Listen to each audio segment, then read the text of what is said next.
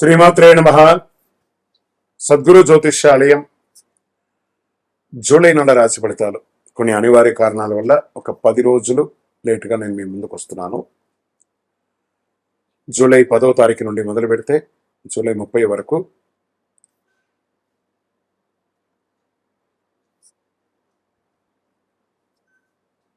గ్రహాలన్నీ కూడా ఎలాంటి ఫలితాలు ఇవ్వబోతున్నాయి, ఈ 20 రోజుల్లో ఉద్యోగ, వ్యాపార, వ్యవహార, కుటుంబ అన్ని కూడా గోచార ప్రకారంగా ఎలా ఉన్నాయని చెప్పి మేము ముందుకు రాబోతున్నాను.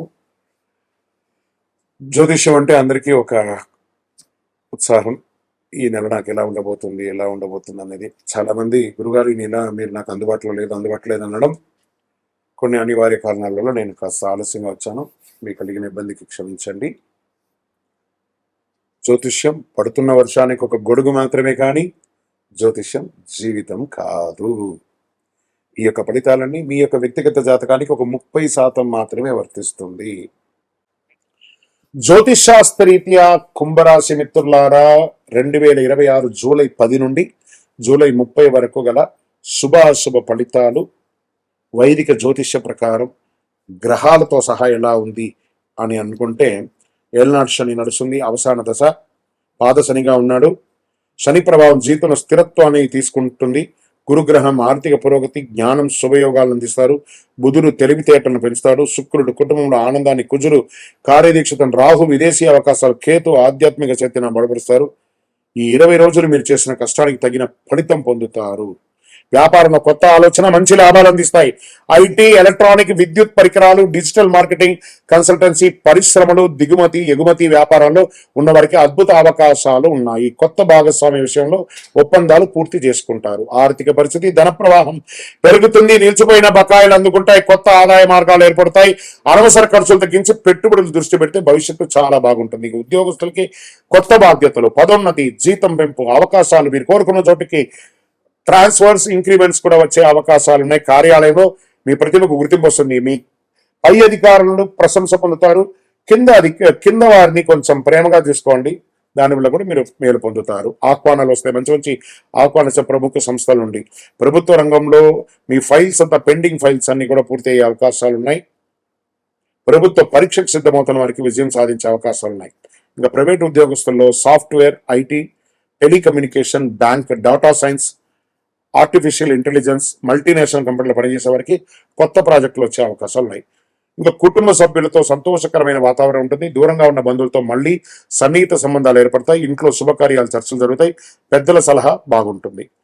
ప్రేమికులు, దాంపత్యుల మధ్యలో ఎలా ఉంటుందంటే, వివాహేతనాలు చురుకుగా పనిచేస్తాయి. దాంపత్య జీవితంలో పరస్పర గౌరవం పెరుగుతుంది, అవగాహన పెరుగుతుంది. భావోద్వేగాల కంటే పరస్పర విశ్వాసం ఒకరి పట్ల ఒకరికి ఎక్కువ కావాలి. సినిమా రంగం, YouTube, social media, digital content, technical, animation, graphics, design, సంగీత రచన రంగంలో ఉన్న వారికి కొత్త అవకాశాలు లభిస్తాయి. మీ సృజనాత్మకు మంచి గుర్తింపు లభిస్తుంది. విదేశీ ప్రాజెక్టులు కూడా వచ్చే అవకాశాలు ఉన్నాయి. కోర్టు కేసులో అనుకూల పరిణామాలు కనిపిస్తాయి. ఆస్తి, వ్యాపార, కుటుంబ వివాదాలు రాజీ మార్గంలో పరిష్కారం అయ్యే అవకాశం ఉంది. న్యాయపరమైన ఒప్పందాలు జాగ్రత్తలు వ్యవహరించండి.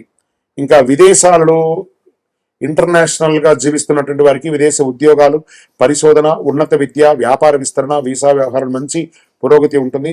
విదేశాల్లో ఉన్నవారికి సహకారం, కొత్త అవకాశం లభిస్తుంది. ఇంకా ప్రత్యేకించి చిన్న చిన్న వ్యాపారాలు, పెద్ద పెద్ద వ్యాపారాల్లో ఉన్నవాళ్ళు మిశ్రమ ఫలితాన్ని పొందిన వారు ఇక మీదట పురోగతిని పొందే అవకాశాలు బాగా ఉన్నాయి.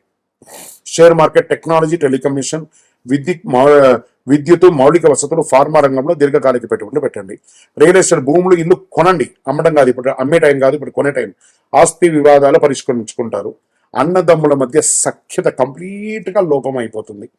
ఇది ఒక రకంగా బాధాకరమైనటువంటి విషయమైనా కూడా సఖ్యత లోపం అవుతుంది. పెద్దలకి మర్యాదలు లేకుండా పోతుంది. ఒకరి పట్ల ప్రేమానురాగాల్ని మిస్ చేసుకుంటారు. కూర్చొని మాట్లాడుకొని సెట్ చేసుకోండి. ఆరోగ్యం పట్ల నరాల బలహీనత, కాళ్ళ నొప్పులు, రక్తపోటు, నిద్రలేమినితనం, చిన్న సమస్య అయినా పెద్ద పెట్టుబడి ఖర్చు పెట్టి శస్త్రచికిత్స చేసుకునే అవకాశాలు ఉన్నాయి. కుంభరాశి మిత్రులారా, జాగ్రత్త.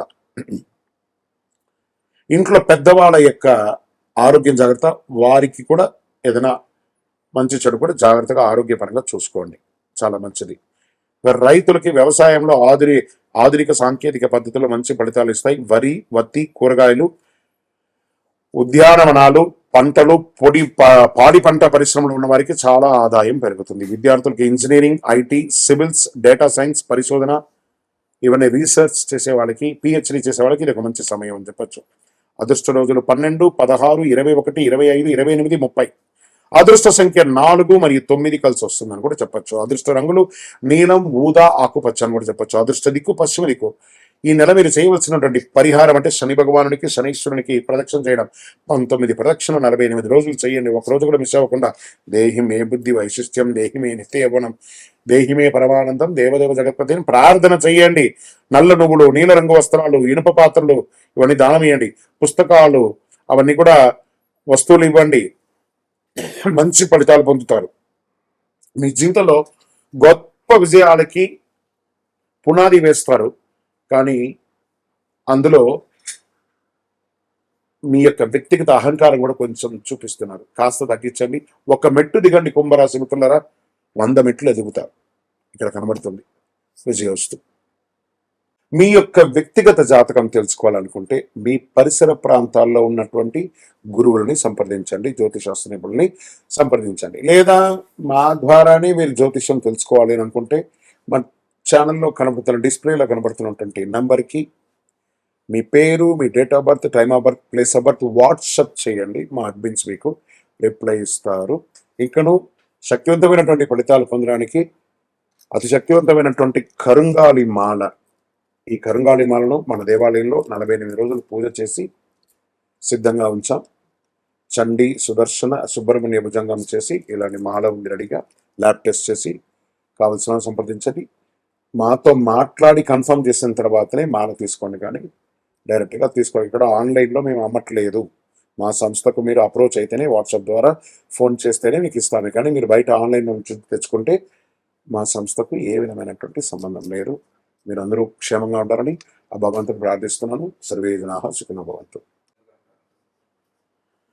నువ్వులు ఒకరి చేతుల్లో నుంచి ఇంకొకరు తీసుకోవచ్చా అంటే, వ్యాపారస్తులు వాడు తీసుకొచ్చి మీ చేతిలోనే పెడతాడు. తీసుకోవాలి. మీరు అడగట్టు నేను నువ్వులు ముట్టుకోను అని అంటారా? పో అంటాడు.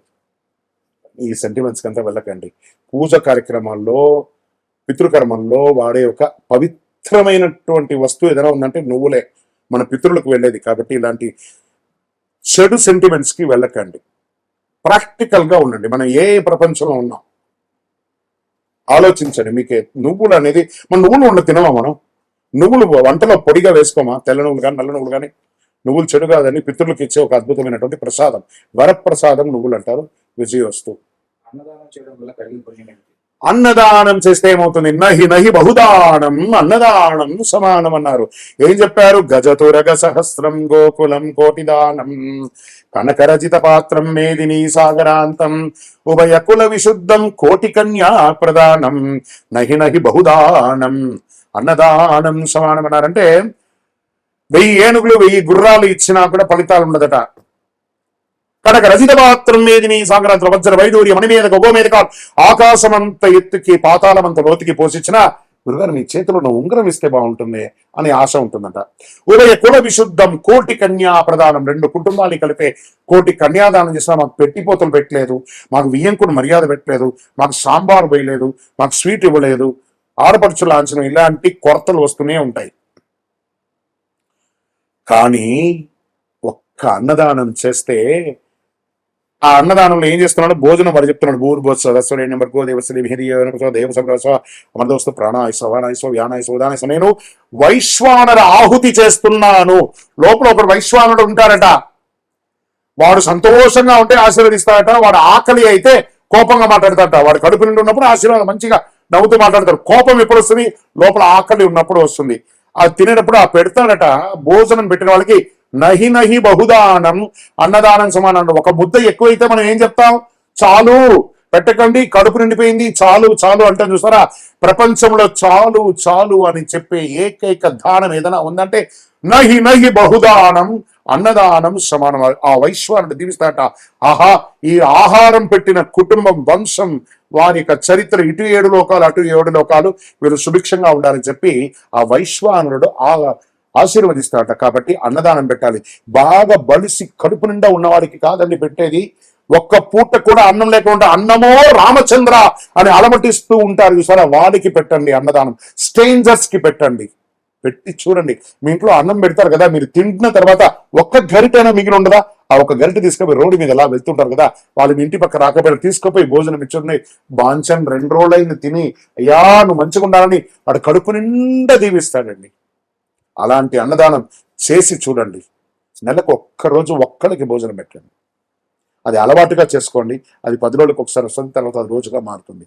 ఒక్కరికి మనం తినేటప్పుడు నాకు ఈ రోజు నా కష్టంతో కడుపు నిండా ఉంది, ఇవి లేకుండా ఎంతమంది ఉన్నారనే ఒక భావన మీలో వచ్చింది అనుకోండి, మీ గురించి భగవంతుడు ఆలోచించడం మొదలు పెడతాడు.